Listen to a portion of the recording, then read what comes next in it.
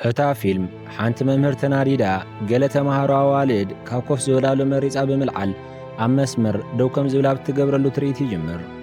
መምህር ንሓንቲ ካብተን ኣዋልድ ሕቶ ምስ ሓተተት መሓዛኣ ቦቢ መልሲ ብሞባይላ ቀስ ኣቢላ ብምንጋር ክትሕግዛ ፈተነ ትገብር።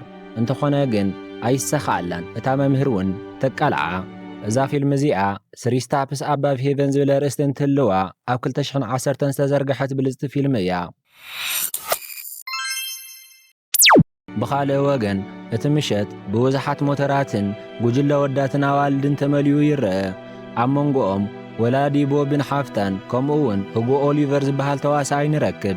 ንሱ በቲ ማሕበረሰብ ጀግናን ማራኽን ተባሂሉ ዝፍለጥ ፍሉጥ ሰብ እዩ። ምስ ካልኦት መናእሰይ ድማ ኣብ ውድድር ይሳትፍ ኣሎ። ቀፂሉ ህጎ ነቲ ናይ ጥንካረ ውድድር ንበይኑ ብምስዓር ንመሓዙቱ ይሕጉሶም። ኣብቲ ፓርቲ ሓደ ሰብ ምስ ቦቢ እናዕለለ ይርአ። ጽብቕቲ ምዃና እውን ይነግራ። ንሱ ናይ ቀደም ዓርካ ዝነበረ ኮይኑ ሕጂ ይቕረታ ክትገብረሉ ይፍትን ድማ እዩ ዘሎ። ንሳ ግን ነቲ ርክብ ናይ ምምላስ ድሌት ዘለዋ ኣይትመስልን።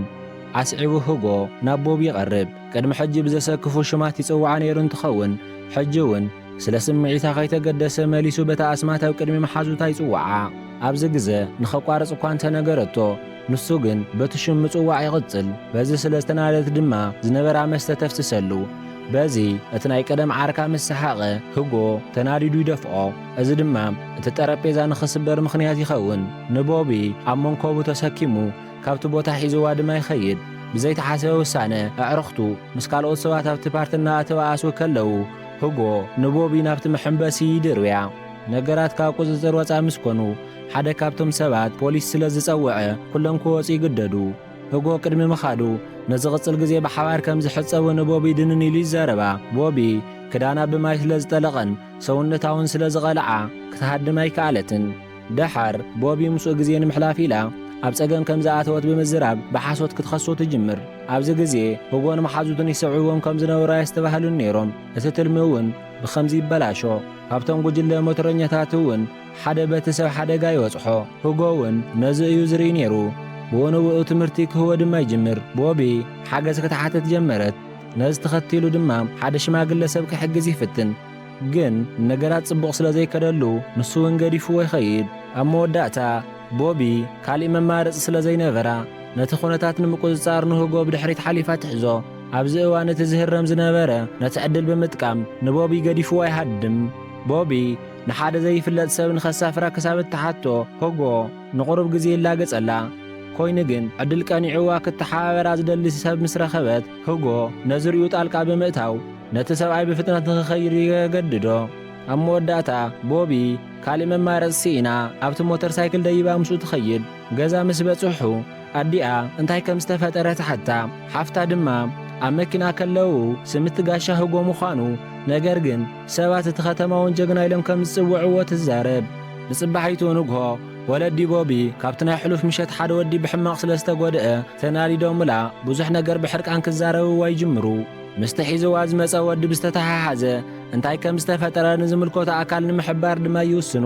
ኣብ መወዳእታ ንሳ እውን ሽሙ ትነግሮም። ሓፍታ ንቦቢ ሽም ህጎ ጥራይ ብምቅላዕ ኣብ ዓብዪ ጸገም ከም ዝተሓለት ትነግራ። ነዛ ፊልሚ ፈቲኹማ ዶ? እንተፈቲኹማ ላይክ ግበርዋ። ደገፍኩም እዛ ቪድዮ ናብ ብዙሓት ሰባት ክትበጽሕ ይሕግዝ እዩ። ንተወሳኺ ድማ ሳብስክራይብ ምግባር ኣይትረስዑ። ኣብዚ ቅጽበት ቦቢ ካብ ኣደኪና ስልኪ ይድወለላ እሞ ናብ ሓደ ናይቲ ከባቢ ውድድር ምሳኣ ክትኸይድ ትኽእል እንተኾይና ተሓታ። ንሳ እውን ተስማዕሚኣ ምስኣ ተምርሕ። ግን ብዙሕ ከይጸንሐት ህጎ መጺኡ እንደገና ክላገጸላ ይጅምር። ንሳ ድማ ነቲ ሰብኣይ ኣብቲ ፓርቲ ኣፍንጩ ዝሰወሮ ንወለዳ ኩሉ ነገር ኣቃሊዓ ከም ዝነገረትሉ ትገልጸሉ። ዓርኩ በዚ ምኽንያት ክእሰር ይኽእል ኢሉ ስለ ዝተሻቐለ ክሃርማ ይቐርብ። ህጎ ግን ንሳ ኣብ ቤት ፍርዲ ንዓይ ነፃ ንምግባር ዝከኣላ ኩሉ ክትገብር እያ ኢሉ ስለ ዝሓሰበ ኣይተሻቐለን። ክሳብ ሽዑ ኣብ ጐኑ ኾይና ከም ትጸንሕ እውን ዓብዪ እምነት ይገብር። ቀጺሉ ድማ ኣብቲ ኣወዳት ንፍቕረኛታቶም ኣብ ሕቖኦም ኣትሒዞም ዝወዳደሩሉ ዘገርም ውድድር ሓንቲ ኣፍቃሪት ኣብቲ ውድድር ዝነበረት ጓል ምስ ካልእ ሰብኣይ ኣብ ሞተር ሳይክል ተሰቒላ ተዳለወት። ብኸምዚ እውን እቲ ውድድር ተጀሚሩ ንገለ ግዜ ብቐዳምነት መርሑ። ነገር ግን ኣብ ልዕሊ እታ ጓል መወዳእቱ እታ ሞተር ካብ ቁፅሮም ወፃኢ ብምንባራ ከቢድ ሓደጋ ይበጽሓ። እዚ ድማ ብዙሓት ፖላዊስ መፂኦም ንዝረኸብዎ ኩሉ ንኽገፉ ምኽንያት ይኸውን። ኣብዚ ግዜ ሁጎ ንቦቢ ሒዙ ካብቲ ቦታ የለ ኮይኑ ግን ቅድሚ ምርሓቆም ሓደ ቅድሚኦም ዝጸንሐ ፖሊስ ካሜራ የልዕሎም። ቀጺሉ ኩነታት ንምጽራይ ቦይኑ ናብቲ ቦታ ይምርሕ። ንሳ ድማ ተሓቢኣ ሁጎ ክሳብ ዝምለስ ከኽሽፋብ ዘይኽእል ቦታ ትጽበዮ። ተመሊሱ ሓቢሮም ቅድሚ ምኻዶም እውን ጃኬቱ ሃባ እሞ ክዳና ክትቕይር ከላ ገጹ ብምዝዋር ነፃነት ንኽስማዕ ይገብር። ድሕሪኡ ናብ ገዛ ወለዳ ይበጽሑ። ኣጸቢቑ ድሕሪ ምስ ዓሙ ብዛዕባኡ ኣብ ቤት ፍርዲ ትምስክረሉ እንተኾይና ይሓታ። ንሳ እውን ብኣወንታ ሕራይ ትብሎ ግን ቀጺላ ትጸፍዖ። በቲ ተመሳሳሊ ግዜ ሓው ሁጎ ስእሎም ኣብ ጋዜጣ ምስ ረኣየ ዝተሻቐለ ይመስል። ንጽባሒቱ ሁጎ ብመስኮት ሓሊፉ ብሕውእ ናብ ክፍሊ ኣትዩ ስእልታቶም ዘለዎ ዓብዪ ፖስተር ኣብ በደቀስያ ናሕሲ ይሰቕሎ። ምስ ተበራበረት ንዕኡ ብምርኣያ ብጣዕሚ ትሕጎስ ኣዝያ ክተፍቅሮ ዝጀመረት ትመስል። ድሕሪኡ ቦቢ ካብ ሁጎ ስልኪ ተደወለላ ክረኽባ ከም ዝበሃገ ድማ ይነግራ። ቀጺሉ ንጽባሒቱ እንታይ መደብ ከም ዘለዎ ይሓታ። ንሳ ድማ ብሓጎስ ምንም መደብ ከም ዘይብላ ብምዝራብ ምስኡ ግዜኣ ክትሕልፎ ተስማዕምዐት። ንጽባሒቱ ቦቢ ኣብ በሪ ቤት ትምህርቲ ደው ኢላ ሁጎ ክሳብ ዝመጽእ እንትጽበዮ ትርአ። ኣብዚ ግዜ መምህራ ትዕዘባ ነበረት። ኣብ መንገዲ ሁጎ ንኣዲኡ ምስ ካልእ ሰብኣይ ናብ መኪና ይረኽባ። ሽዑ እታ ኣዲኡ ዝሰገገትሉ ግዜ ክዝክር ይጅምር።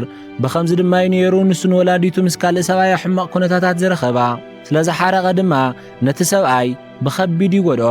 ኣዲኡ ከምኡ ዓይነት ተግባር ክትፍጽም ራእዩ ስለ ዘሰንበዶ ብሕርቃን ነቲ ሓጺን ብኢዱ ክወቕዖ ይርአ። እዚ ፍጻመ ድማ እዩ ናብ ሕማቕ ሰብ ምቕያሩ መበገሲ ዝኾኖ። ቦቢ ክተረጋግኦ እናፈተነት ተሓቕፎ። ብድሕሪኡ ነቲ ኩነታት ከረዳእ ይፍትን። ኣዝማዱ ንወላዲቱ ምስ ሓንቲ መሓዛኣ ክዘናግዓ ከም ዝኸዳ ከም ዝፈልጡ ይገልጸላ። ብኸምዚ ድማ ኣብቲ ቦታ ናብ ከተማ ቅድሚ ምምላሶም ብዙሕ ጣዕሚ ዘለዎ ግዜ ብሓባር ይሕልፉ። ንሳ ምስ ሁጎን ምስቶም ብሞተር ሳይክል ዝንቀሳቐሱ ይዕርኽቱን ብበዝሒ ግዜ ክትሕልፍ ጀመረት። ጸኒሑ ሁጎ ገዛ ምስ ኣተወ ናይ ቦቢ ኣቦ ብዛዕባ ገዳስ ነገር ከዘራርቦ ደልዩ ስለ ዝነበረ ኣብ ገዛ ይጸንሖ። ሁጎ ንናይ ቦቢ ኣቦ ንሳ ትሕግዞ ጥራሕ ከም ዘላን ክጭነቕ ከም ዘይብሉን ይነግሮ። ብተመሳሳሊ ግዜ ናይ ቦቢ ሓው ንዕኡ ዘርእዮ ዘሎ ጠባይ ከኽስሮ ከም ዝኽእል ይነግሮ። ግን ነዚ ክነግሮ ከሎ ቁርብ ትረሪሉ እዩ ነይሩ። ኣብ ቤት ትምህርቲ ንቦቢ እቲ ናይ መቕጻዕቲ ናይ መወዳእታ ዕድል ደብዳቤ ባዕላ ስለ ዝፈረመቶ ከም እትባረር መምህራ ትነግራ። በዚ ግዜ ካብ ቤት ትምህርቲ ከይትባረር ንምድሓን ድማ ኣዲኣ መጺኣ 8,000 ዩሮ ከም መካሓሓሲ ትኸፍል። ቦቢ ኩሉ ነገር ንሁጎ ነገረቶ። ሁጎ ሓደ መዓልቲ ናብ ቤት ትምህርቲ ቦቢ ክኸይድ ይውስን። ኣብኡ ድማ ንመምህራ ዘራሪቡ ተወሳኺ ጸገም ከይትፈጥረላ ትርር ብዝበለ ቋንቋ የረድኣ። ኣስዒባ ቦቢ ንኣቦኣ ሓደ ውዕለታ ክገብረላ ተሓቶ። ንሱ ድማ ብሓጎስ ይቕበላ። ነገራት ምስ ኣዲኣ ጽቡቕ ስለ ዘይነበሩ ነቲ ጸገም ንኽትፈትሐላ እያ ዋጊዓቶ። በታ ዝቐጸለት መዓልቲ ሁጎ ንቦቢ ሰሓቢ መልክዕ ናብ ዘለዎ ኣረጊትን ዝተረስዐን ገዛ ወሲዱ ክልቲኦም እታ መዓልትን ለይትን ብሓባር ኮይኖም ጽቡቕ ግዜ ይሕልፉ። ንጽባሒትኡ ንቦቢ ልጡዕ ምግቢ ከመይ ከም ዝስራሕ ካብ መሓዙቱ ክመሃር ዘርእየና። በድሕሪኡ ድማ ይድውለላ ግን ጽቡቕ ኣይጸንሑን። ቦቢ መሓዝቱ ናብ ገዛ በጺሖም ኣምስከዱ ናይ ኣዳኣ ቀለበት ከም ዝጠፍአ ትነግሮ። እዚ ድማ ኣዝዩ ይሕርቆ። ነቶም ጉጅለ ረኺቡ ድማ እታ ዝወሰድዋ ቀለበት ክሳብ ዝመልስሉ ምስቲ መራሒ ተቐጣቐጠ። ጸኒሑ ሁጎ ነቲ ቀለበት ንምምላስ ናብ ገዛ ቦቢ የምርሕ። ቦቢ መጉዳእቱ ዋላ እንተረኣየት ነቲ ውጉእ ካብ ምሕካም ሓሊፋ ካልእ ክትገብረሎ ኣይከኣለትን። ኣብ መዓልቲ ቆጸሮቲ ቤት ፍርዲ ቦቢ በታ ምሸት እንታይ ከም ዝተፈጠረ ክትዛረብ ተሓተተት። ድሕሪኡ ንሁጎ ካብቲ ፍርዲ ዋድሒና ወፂኣ ምስኡ ቅድሚ ምኻዳ ቦቢ ኣብ ልዕሊ ኣዲኣ ሕማቕ ነገር ተዛረበት እሞ ክትነብዕ ኸዓ ገበረታ። ሁጎ ኣስዒቡ ምእንታኣ ክብል ከም ዝልወጥ ቃል ይኣትወላ። ኣዲኣ ንቦቢ ዝመጽእ ዘሎ መበል 18 ዓመት ልደት ድግስ ተዳልወላ ነበረት። ንመምህራ እውን ውህብቶ ክትገዝእ ኸላ ብድንገት ንፓፒዳ ረአየታ እሞ ሁጎ ቅድሚ ሕጂ ንፓፒዳ ወሲድዋ ከም ዝነበረ ትርዳእ። እዚ ድማ ክትሃድም ይገብራ። ብድሕሪኡ ቦቢ ብዛዕባ እቲ ኩነታት ንምዝርራብ ናብ ኣፓርታማ ሁጎ ተምርሕ። ድሕሪ ብዙሕ ምዝርራብ ምስኡ ክትፈላለ ድማ ትውስን። እቲ ክፍለያ ዘይደለየ ሁጎ ግን መራኸቢ ምኽንያት ረኺቡ ናብ ድግስ ቦቢ የምርሕ። ምእንታኣ ብሓቂ ዝተለወጠ ድማ ይመስል ነበረ። ንሳ ብለውጡ ተገረመት። ቀስ እናበሉ ተቐራሪቦ እውን ይሰዓዓሙ። በቲ ግዜቲ ኣብቲ ናይ ውድድር ሞተር ሳይክል ቦታ ዓርኩ ነቲ ውድድር ንምስዓር ተቓሪቡ ዋላ እንተነበረ ግን ብድንገት ሓደጋ የጋጥሞ። እዚ ሓደጋ እውን ንህጎ ይንገሮ ፈለማ ይተቐበሎን ፓውያ ይመውትን ኢሉ ብምዝራብ ሓቅን ድሌትን ተዋቂዕዎ ነፍሱ ከታልላ ይፍትን። እቲ ሓቂ ምስ ተቐበሎ ግን ኣምሪሩ ይነብዕ። ቦቢ እንታይ ከም ትገብር ይጠፍዓ ክተጸናንዖ ፈተነት። ንሱ ግን ክሰምዓ ይከኣለን።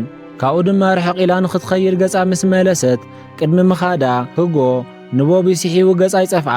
ነገራት ድማ ንኸይስተኻኸል ተበላሸወ።